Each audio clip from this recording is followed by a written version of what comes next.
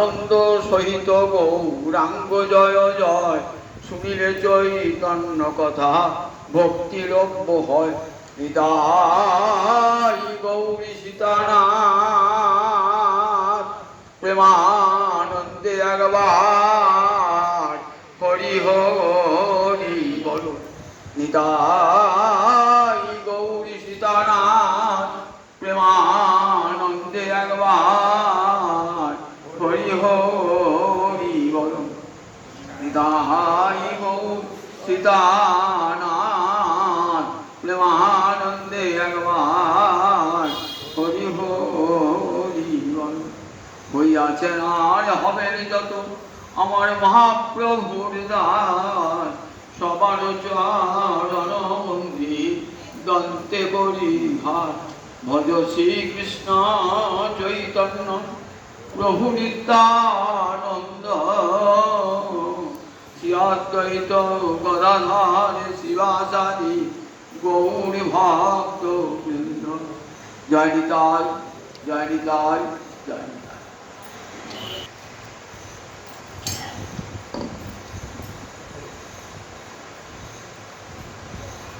সমবেত ভক্তবৃন্দের চরণে আমার কোটি কোটি দণ্ডবত প্রণিপাত। আপনাদের কয়েক সপ্তাহ ধরে শোনাচ্ছি আমার মহাপ্রভু ব্রজবন পরিক্রমা, সেই সঙ্গে আমাদেরও ব্রজবন মানসিক ব্রজবন পরিক্রমা হয়ে গেল। মাধুর্য ভগবত্তাসার ব্রজে কইলা পরচার, তাহা সুখী ব্যাসের নন্দন। স্থানে স্থানে ভাগবতে বর্ণিয়াছেন নানা মতে, যাহা শুনি মাতে ভক্তগণ।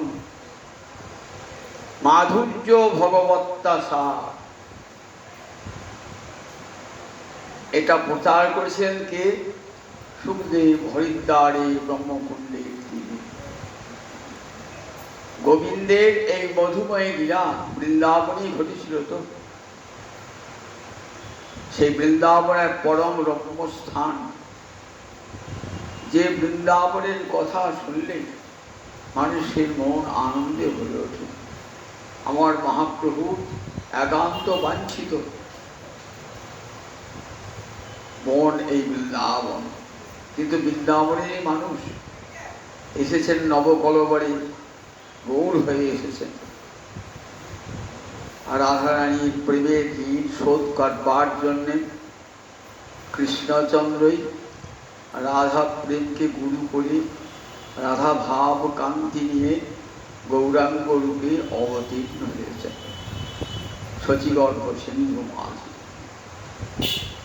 সেই গৌর হরি বৃন্দাবন দেখছেন, কত আস্বাদন বৃন্দাবনে। গোবিন্দ কুণ্ডে এসেছেন, গোবিন্দ কুণ্ডে এসে মনে পড়ে গেল গোবর্ধন যজ্ঞের কথা। আপনারা শুনেছেন তো ভাগবতে গোবর্ধন যজ্ঞ।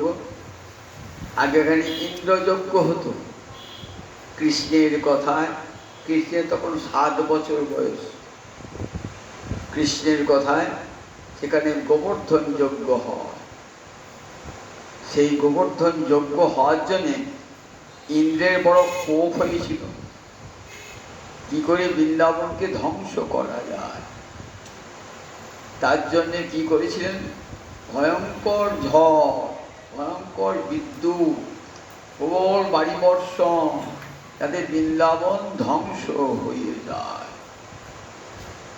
বৃন্দাবনকে ধ্বংস করবে, ইন্দ্রের এত বড় সাহস যে গোবিন্দ ইচ্ছা করলে কোটি কোটি ইন্দ্র সৃষ্টি করতে পারে, কোটি কোটি ব্রহ্মা সৃষ্টি করতে পারে। কত চতুরানন মরি মরি যাওয়াত, নতুয়া আদি অবসান। তো হে জনমী পুন তো হে সমামর, সাগর লহরী সমান। বিদ্যাপতি গান গিয়েছেন।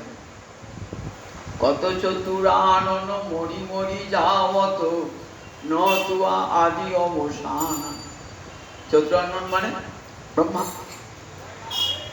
তোমার চরণ হতে কত কোটি কোটি ব্রহ্মার সৃষ্টি হয়েছে, আবার তোমাতেই বিলীন হয়েছে।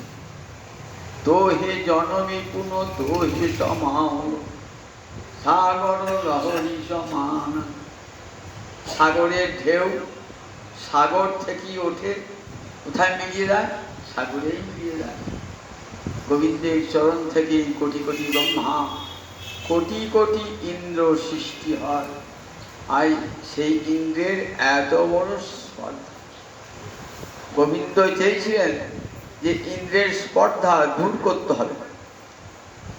যে ব্রজধামকে স্বয়ং গোবিন্দ সেবা করেন, যে ব্রজধামকে স্বয়ং গোবিন্দ সেবা করেন, আর সেই ব্রজবাসীর সেবা নিচ্ছে ইন্দ্র। এত বড় স্পর্ধা, ব্রজবাসীর সেবা নিচ্ছে।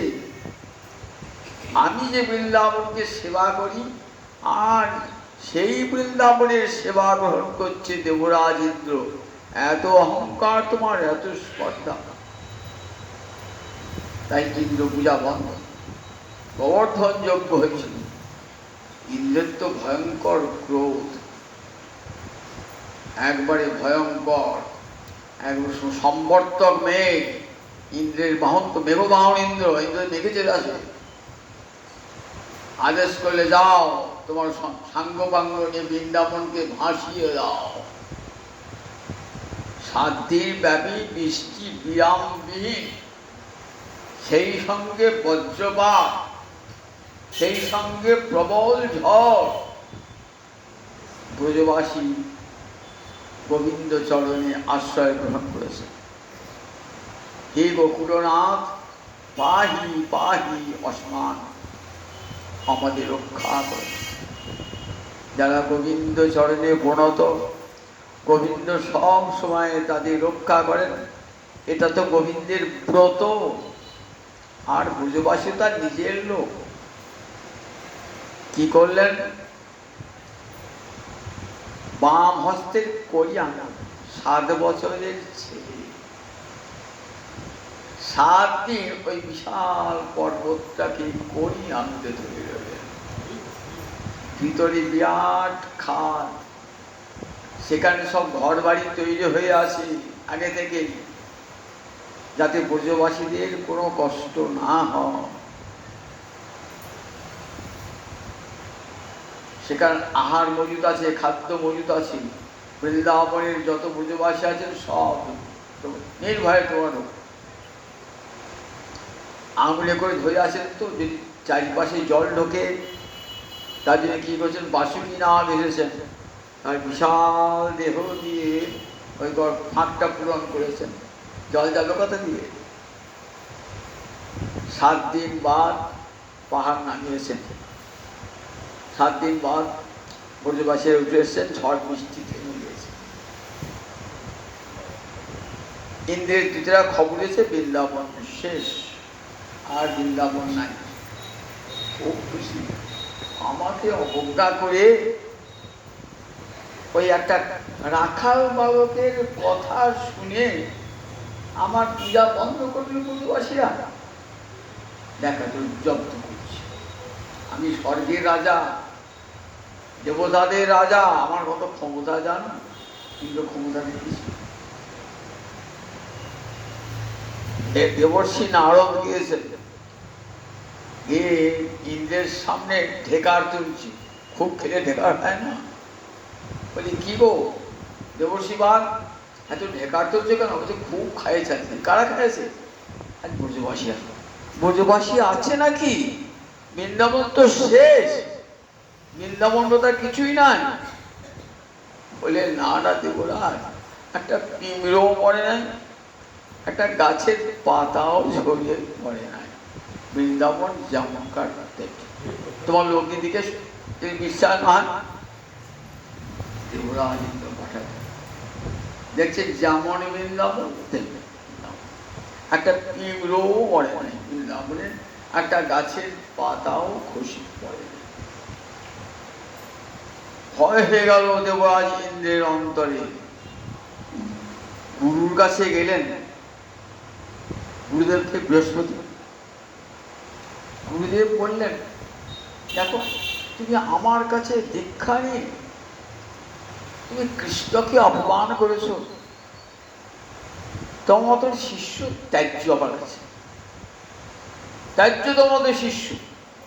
যে শিষ্য গুরুবাক্য লঙ্ঘন করে, আর তুমি সেই কৃষ্ণ আমার আজ্ঞা লঙ্ঘন করে কৃষ্ণের প্রতি এমন খারাপ দুর্ব্যবহার করেছ, তাহলে এখন উপায় কি?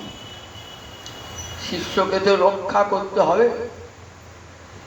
বললেন, আমার হাতে আর কিছু নাই, তুমি নিয়ে যাও গোমাতা সুরভি, এই স্বর্গে আছে গোমাতা সুরভি।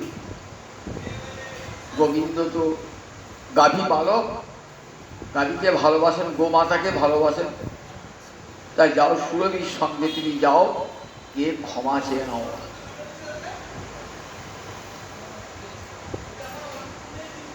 গোবিন্দ রাখাল বালককে নিয়ে গোবর্ধনে নিচেতে গোচারণ করছেন, নিচেতে গোচারণ করছেন। জানতে পারলেন, যোগমায়া জানিয়ে দিলেন, ইন্দ্র এসেছে তোমার কাছে ক্ষমা প্রার্থনা করবার জন্য। রাখাল বালককে সঙ্গে নিলেন না, কারণ তারা জেনে ফেলবে যে কৃষ্ণ ভগবান, তো তাহলে আমার সঙ্গে খেলতে চাইবে না, আমার কাঁধে পা রাখবে না। বলে, তোরা একটু খেল, আমি উপর একটু কাজ আছে, যাই বলে গেলেন। দেবরাজ ইন্দ্র মাথাটা নিচু করে আছে, দাঁড়িয়ে আছে। সুরভি বন্দনা করছে।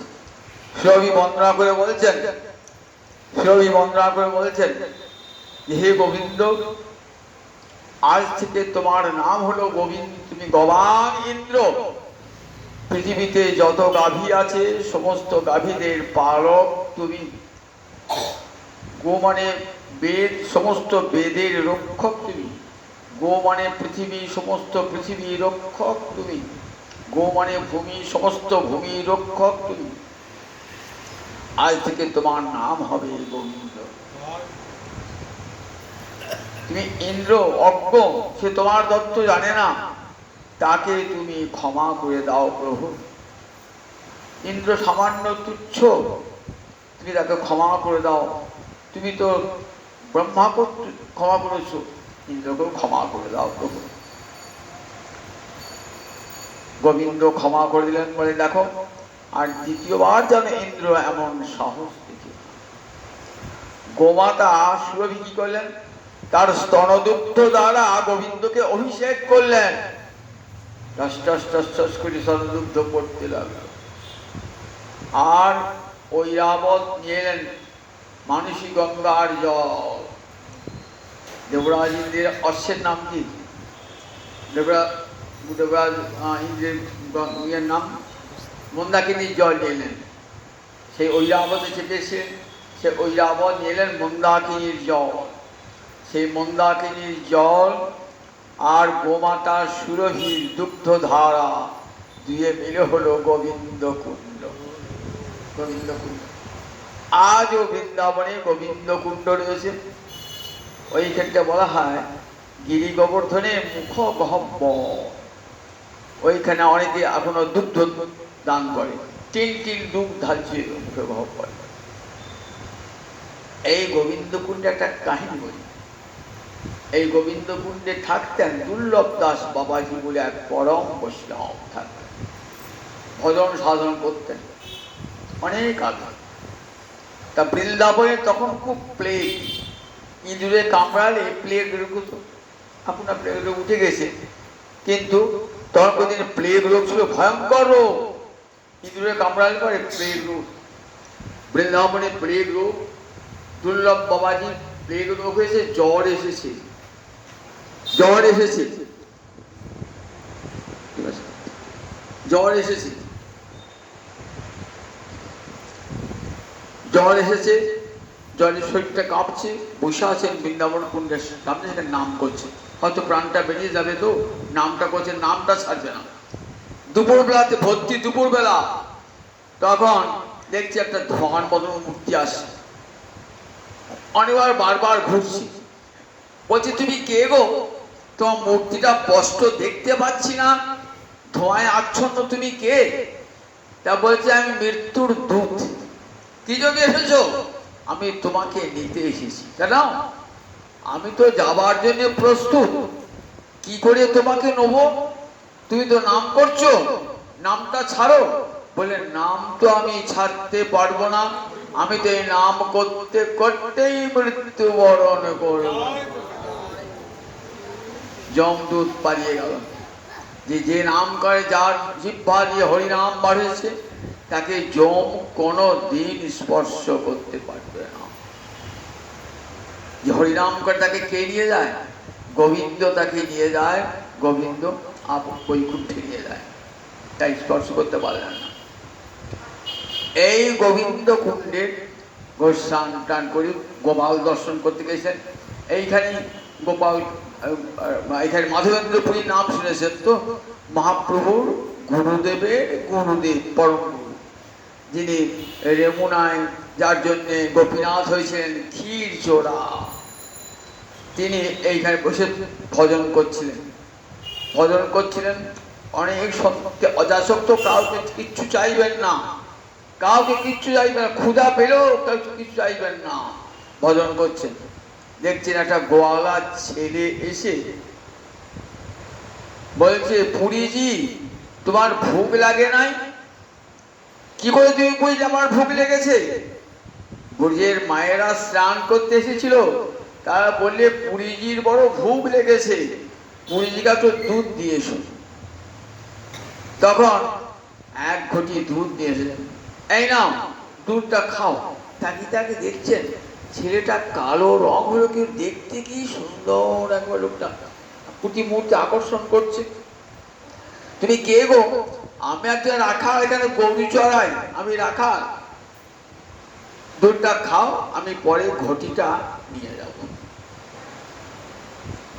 ঘটিটা নিয়ে দুধটা খেলেন, দুধ তো নয় অমৃত পান করলেন। কিন্তু ছেলেটা এলো না, মা যাতে স্বপ্ন দিচ্ছে। ভোর শেষ হয়েছে, আমি আছি, আমি গোপাল গোবর্ধন পর্বতে ছিলাম। ম্লেচ্ছ ভয়ে সেবক আমাকে ফেলে দিয়ে যায় ওই বনে, সেই বনে পড়ে আছি আমি। বহুদিন তাকিয়ে আছি তোর পথে পথ পাড়েছে, কবে তুই এসে আমাকে উদ্ধার করবি। সেই মাধবেন্দ্রপুরী ওখানে উদ্ধার করলে, গোপাল প্রতিষ্ঠা করেছিলেন, এই কথা আগেই বলেছি।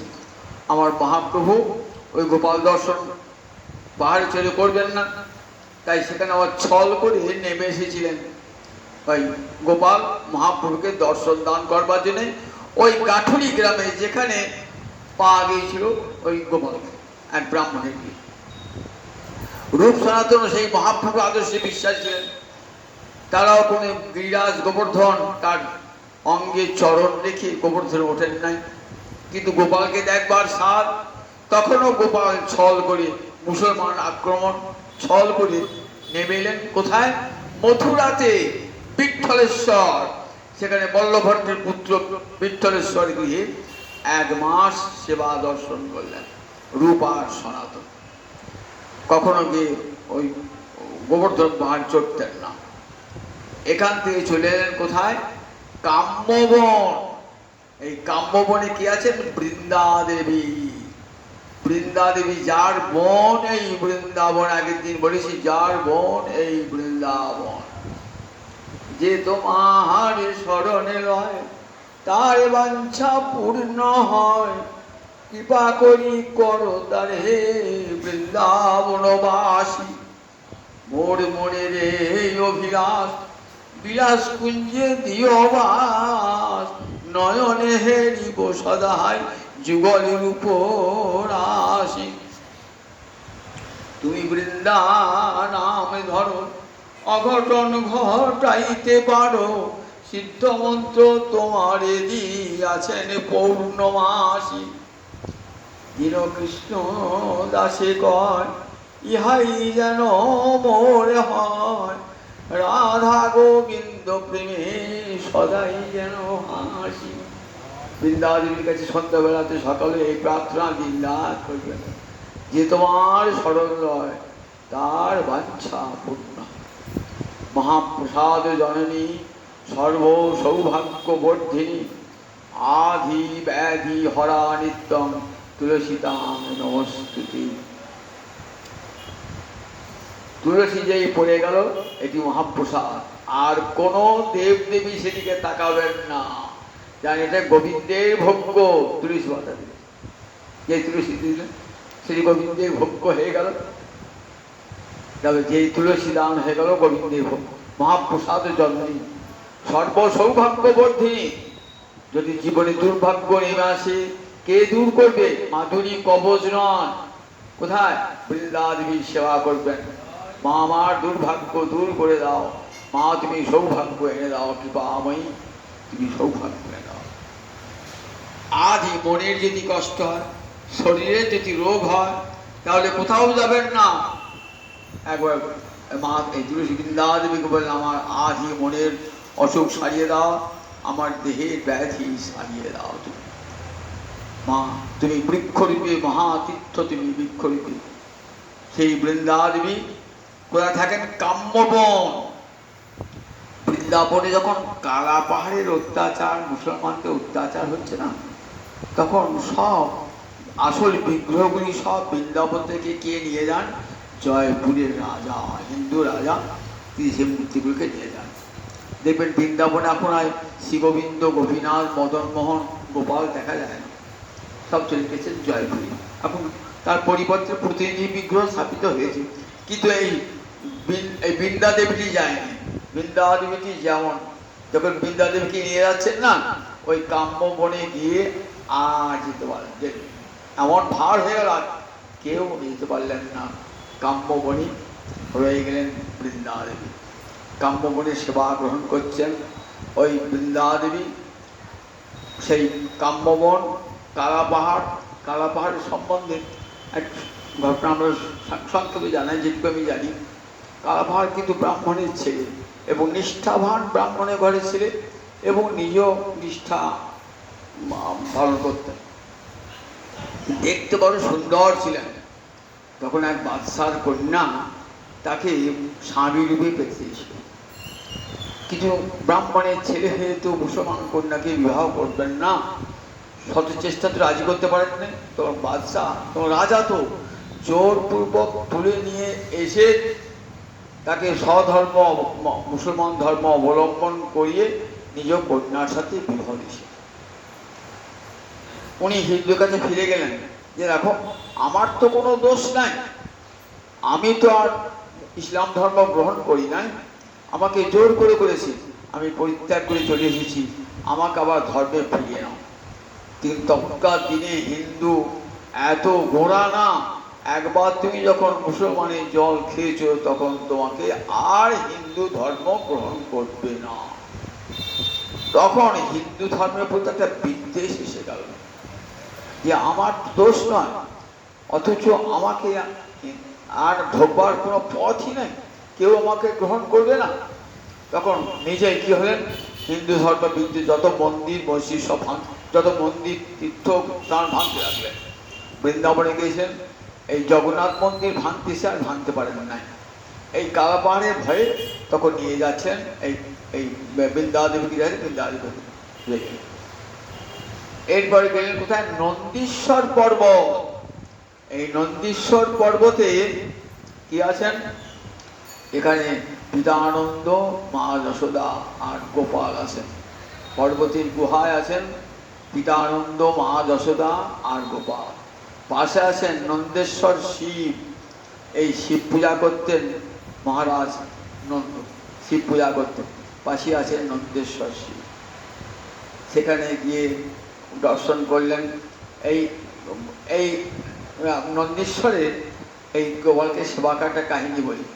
এখানে গৌরদাস বাবাজি বলে এক সেবক ছিল, খুব বাল্যকাল থেকে বৃন্দাবনে তিনি রয়েছেন। ওই নন্দীশ্বর পর্বতে থাকতেন। তার প্রতিদিন কাজ ছিল একটি সুন্দর মালা গেঁথে কৃষ্ণের গলায় পরিব, এটাই তার কাজ ছিল। এমনি করে অনেক বয়স হয়ে গেল, 80 বছর বয়স হয়ে গেল। একদিন খুব ক্ষোভ হয়েছে, প্রভু সারা জীবন আমি তোমাকে মালা পরালাম, একবারও দেখা দিলে না প্রভু, দেখা দিলে না, তাই আমার সেবাটাই বিফল হয়ে গেল। আমি যদি লালির সেবা করতাম তাহলে লালির করুণা হতো, তাহলে দেখা পেতাম না। তোমার স্ত্রী বড় নিষ্ঠুর ঠাকুর, আমি তোমাকে আর সেবা করবো না। আমি চললাম বর্ষানায় রাধানির কাছে, লালির কাছে চললাম। আমি বর্ষানায় চললাম, যাচ্ছে যে যেতে প্রায় তখন সন্ধ্যা হয়ে গেছে। বর্ষা যাচ্ছে নন্দীশ্বর নন্দগ্রাম থেকে যাচ্ছেন বর্ষানায়, সেখানে যাচ্ছেন প্রায় সন্ধ্যা লেগে গেছে। সব দেখে রাখাল বালকের আর গোচারণ আসে। শেষে একটি ছেলে দেখছেন, কৃষ্ণবর্ণের ছেলে গোচারণ করতে আসছে, পথটা আটকিয়েছে। ও মুরব্বি চলেছে কোথায়? যা পথ ছেড়ে দাও, পথ ছেড়ে দাও, পথ ছেড়ে দাও। কোথায় যাচ্ছ?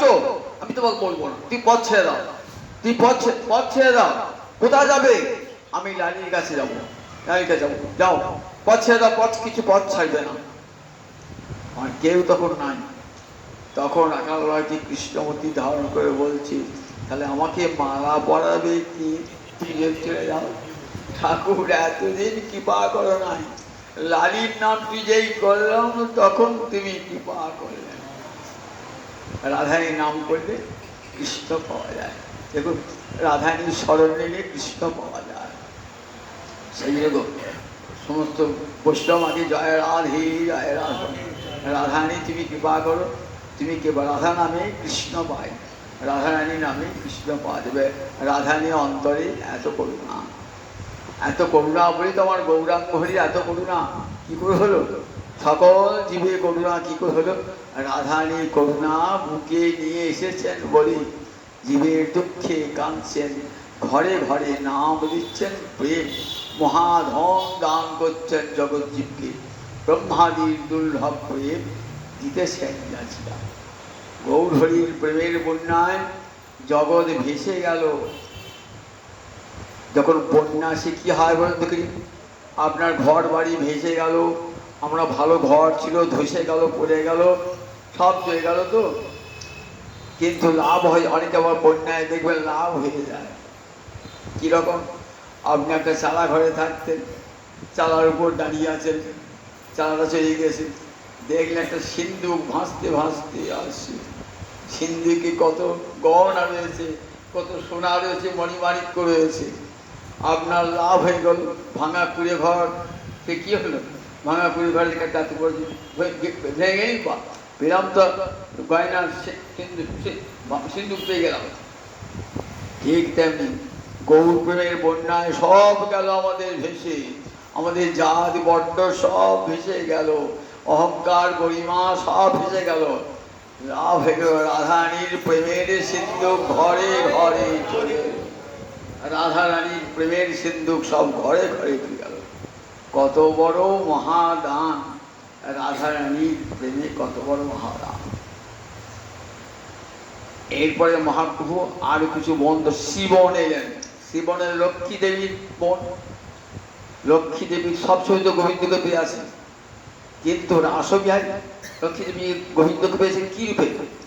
এই বাঁশিধারা মূর্তিতে, ত্রিভঙ্গ মূর্তিতে, চার শঙ্খ চক্র গদা পদ্মধারী মূর্তিতে পেয়েছেন। রাসবিহারী মূর্তি, বাঁশিধারা মূর্তিতে পেয়েছেন, পান নাই। তাই অন্তরে বড় ক্ষোভ। দেখেছেন রাসবিহারী গোবিন্দের কি অপূর্ব মূরতি। এলেন বৃন্দাবনে নেমে, আমি তোমাকে রাসবিহারী রূপে ইতম পেতে চাই। তা বললেন, আমাকে রাসবিহারী রূপে পেতে গেলে গোপী আনুগত্য স্বীকার করতে হবে। গোপী অনুগতি বিনা ঐশ্বর্য জ্ঞানী ভজিলেও না পায় ব্রজে ব্রজেন্দ্র নন্দনে। ঐশ্বর্য জ্ঞানে সেবা করলে আমাকে কোনোদিনই পাবে না ওই নারায়ণ মূর্তির সেবা বলে, আমারই মূর্তি বলে, যতক্ষণ ব্রজগোপীর আনুগত্য স্বীকার না করছে। আমি বৈকুণ্ঠেশ্বরী ব্রজে একটা গোয়ালিনী চরণ ধরবো আমি? অহংকার হয়ে গেছে মনের মধ্যে। এলেন না, যদবাঞ্ছা শ্রীরণা চরণ তপন সুচিরং ধৃতব্রতা বিহায় কামান সুচিরং ধৃতব্রত। ভাগবতে বলা আছে। চলে এলেন কোথায়? বৃন্দাবনে যদবাঞ্ছা, গোবিন্দের রাসবিহারী গোবিন্দের চরণ কমল লাভের আশায় চলে এলেন বৃন্দাবনে। বৃন্দাবনে সেই সুদীর্ঘ তপস্যা, আজও সেই বিল্লবন আছে, গিয়ে বৃন্দাবনে দেখতে পাবেন যেখানে শ্রীদেবী তপস্যা করছেন। গোবিন্দ তিষ্ঠ হয়ে বললেন, দেখো শ্রীদেবী, আমি তোমাকে গ্রহণ করতে পারি কি রূপে? আমার বক্ষে তুমি থাকবে, স্বর্ণ রেখা রূপে থাকবে। বাম পক্ষে দেখবেন গোবিন্দ একটি হলুদ রঙের রেখা আছে, ওইটি শ্রীদেবীর চিহ্ন। ওই শ্রীদেবী এসে বলে গেল ভান্ডির বন। এই ভান্ডির বনে কি হতো? মল্লযুদ্ধ তো, রাখাল বালকেরা সব গরু চড়াত। এই ভান্ডির বনে একটি কাহিনী বলে শেষ করবো, সেবা হবে তো। তা ভান্ডির বনে এই সেবা করতে যেতেন কে? আমরা দেখি নন্দকিশোর গোস্বামী। সিঙ্গার বট দেখেছো তো বৃন্দাবনে? সিঙ্গার বট, এখানে রাধা রানী সিঙ্গার রাসের জন্য সিঙ্গার হতে গেলে বসন ভূষণ রাধারানীকে বট হতো। সে সিঙ্গার বট আজও আছে, সিঙ্গার বট যমুনার তীরে সিঙ্গার বট। সেখানে নন্দকিশোর গোস্বামী অর্থাৎ বীরচন্দ্র প্রভুর মধ্যম ছেলে। বীরচন্দ্র প্রভু তিন ছেলে তো, কবিজয়বল্লভ, রামকৃষ্ণ, রামচন্দ্র। এই রামকৃষ্ণের বংশের একজন পরম সিদ্ধ পুরুষ ছিলেন, তার নাম নন্দকিশোর গোস্বামী।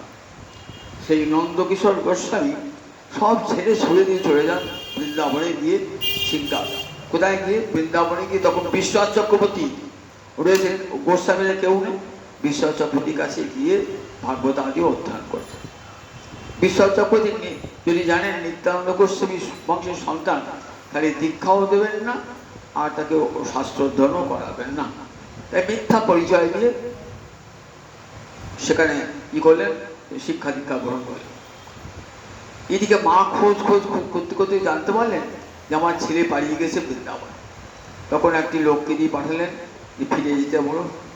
তখন বিশ্বনাথ চক্রবর্তী বলছেন যে দেখো, আমাকে তো আপনি গুরু বলে স্বীকার করেছেন, তাহলে শিক্ষা শেষ হয়েছে, যদি গুরু দক্ষিণা চাই দেবেন? তা বলে হ্যাঁ, গুরু দক্ষিণা দেবো। কিন্তু গুরু দক্ষিণা তারপরে আমরা মাদ্রি দেবী দেখে পাঠিয়েছেন, মাদ্রি আজ্ঞা লঙ্ঘন করতে ফিরে যাওয়ার আপনি। ফিরে এলেন, ফিরে এসে সংসার করলেন বটে, কিন্তু সংসারে থাকতে পারলেন না, একটি সন্তান হল, আবার চলে গেলেন বৃন্দাবনে। এই বৃন্দাবনে গিয়ে সিঙ্গাপটে থাকতেন, নিতাই গৌরের সেবা করতেন। আজও বৃন্দাবনে সে নিতাই গৌর আছে সিঙ্গাপটে, সেই সেবা করতেন। একটা ভদু বইটা রাখা, ভদু তার নাম, ভদু বইটি রাখা, খুব সহজ সরল, সে গরু চড়াতো। গরু চড়ার সময় প্রতিদিন কী করতো? বৃন্দাবনে একরকম খাওয়া পাওয়া যায়, ময়দা তৈরির ডাল বাটি খাবার নিয়ে যান। নিয়ে গিয়ে কী করেন? ওই ভান্ডির বনে সবাইকে খাওয়ান, সব রাখাল বালুদের খাওয়ান, একসঙ্গে খান। একদিন বলছে নন্দকিশোর বাবা বলছে, বাবা এত তুই ডাল বাটি নিয়ে কি করছিস? তা বলে জানো না সেখানে কি আসে জানো? সেখানে আসে একটা রাজার ছেলে আসে, ও আবার রাখাল, গরু চড়া, বুঝেছো? তারা দু ভাই একসঙ্গে মাঝে মাঝে বাঁশি বাজায়, জানো তো? ও নাকি বৃন্দাবনের রাজার ছেলে, জানো তো, আমাদের সঙ্গে গরু চড়া। তারপরে তাই নাকি? সত্যি বিশ্বাস করো। আর ভদ্র কথা ভাই, বিশ্বাস সহজ সরল রাখাল বালক তো, তা আমাকে দেখা আগে নিয়ে আয় না আমার বাড়িতে সিঙ্গারপটে, বেশ বেশ নিয়ে আসবো। তখন কৃষ্ণ বলরামকে বলছে যাবে, আমার প্রভু দেখতে চেয়েছে। বলে না রে না, যাবো না, আমি ওখানে যাবো না, এইখানে আসতে বল, আমি ওখানে যাবো না। তখন বলে ঠিক আছে, তুই আমার প্রভুপাদের আহ্বান যাবে না, তোমার সঙ্গে আমার আড়ি, আর তোমার সঙ্গে বড় ভাব, আড়ি তোমার সঙ্গে আড়ি হল। এবার বৃন্দাবনে গোচারণ করেন, ভদু আলাদা, গোপাল গোবৎসের দল, আর কৃষ্ণ বলরাম আলাদা গোবৎস দল, শ্রীরাম সৌদ আলাদা গোবৎস দল। একদিন দেখছেন রাগ হয়েছে তো, কথা বলবেন না, ভদু ডাকছে, কিছুতেই ভদু সাড়া দেবেন না। ভগবানের কেমন গর্ব দেখুন, ভক্তের কাছে সাড়া দিচ্ছিস না, ওরা সাড়া দেবো না, তোমার সময় ভাব নেই। কেন? তুই আমার প্রভুর ডাকে গেলে না? বলছি ওটা রাধা রানীর ঠোর, ওখানে আমার দাউজি যাবে, আমার বলরাম দাদা যাবে না। তোর শোন, তোর প্রভুপাদকে আসতে বল। প্রভুপাদ গেলেন, ওই ডাল বাটি নিয়ে গিয়েছেন, দূর থেকে দানবাটি ওই ভদুকে দিয়ে পরিবেশন করিয়েছেন, দেখছেন কৃষ্ণ বলরাম গোপাল পূজা করছে। ওই দর্শন করতে করতেই ওইখানে মূর্ছিত হয়ে পড়ল। তখন বললেন, শোনো, ফিরে যাও, ফিরে গিয়ে তুমি গ্রন্থ রচনা করো, বৃন্দাবন লীলা রচনা করো এবং রসকলিকা আপনি গ্রন্থ রচনা করো। ওখানে ফিরে এসে নন্দকিশোর বাবা ওখানে সেই দুটি গ্রন্থ রচনা করলেন। এই ভান্ডির বনে মল্লযুদ্ধ হতো, রাখাল বালকেরা যোদ্ধা সেজে যুদ্ধ করতো এই ভান্ডির বন। সেই ভান্ডির বনে মহাপ্রভু দর্শন করলেন, প্রাণ হয়ে আনন্দ করলেন ভান্ডির বন। এরপরে আরও মহাবন আদি দর্শন করবেন, গোবিন্দ সেবার আয়োজন হবে। আর এখানে আজ শেষ ভাগবতিকতার বৃন্দাবন ভ্রমণের শেষ জয় জয় জয় জয় জয়।